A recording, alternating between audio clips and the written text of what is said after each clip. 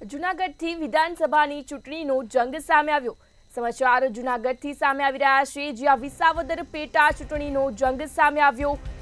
સમાચાર જૂનાગઢથી જ્યાં વિસાવદર વિધાનસભાની પેટા ચૂંટણીનો જંગ સામે આવ્યો, જ્યાં ભાજપના દિગ્ગજ નેતાઓ પ્રચારના મેદાનમાં ઉતર્યા।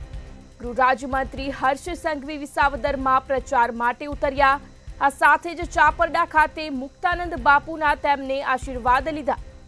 આ સાથે જ હર્ષ સંઘવીએ કિરીટ પટેલની જીતનો દાવો વ્યક્ત કર્યો। વિસાવદરમાં કાર્યકરો સાથે હર્ષ સંઘવીએ બેઠક કરી। સમાચાર જૂનાગઢથી જ્યાં ભાજપના દિગ્ગજ નેતાઓ પ્રચારના મેદાનમાં ઉતર્યા છે, ત્યારે વિસાવદર માર્કેટિંગ યાર્ડ ખાતે પણ ઉમેદવારો દ્વારા પ્રચાર કરવામાં આવ્યો। ચાપરડા ખાતે ટૂંકું રોકાણ કરી ગૃહ રાજ્યમંત્રી રવાના થયા હતા। ગૃહ રાજ્યમંત્રી હર્ષ સંઘવી વિસાવદરમાં પ્રચાર માટે મેદાને ઉતર્યા। સમાચાર જૂનાગઢથી જ્યાં વિસાવદર વિધાનસભા પેટા ચૂંટણીનો જંગ સામે આવ્યો। ભાજપના દિગ્ગજ નેતાઓ પ્રચારના મેદાનમાં ઉતર્યા। ગૃહ રાજ્યમંત્રી હર્ષ સંઘવી વિસાવદરમાં પ્રચાર માટે ઉતર્યા। ચાપરડા ખાતે મુક્તાનંદ બાપુના હર્ષ સંઘવીએ આશીર્વાદ લીધા।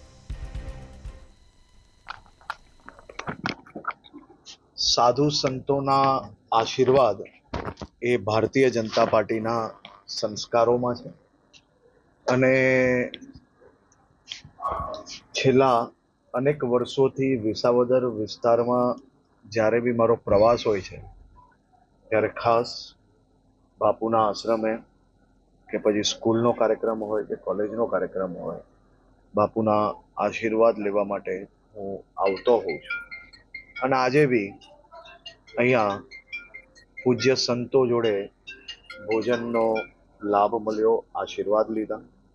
અને ખાસ કરીને વિસાવદર પેટા ચૂંટણી જે આવી રહી છે અને વિસાવદરના લોકોમાં 100% વિકાસ માટેનો જે ઉત્સાહ નજરે પડી રહ્યો છે કે વિકાસની જીત થાય।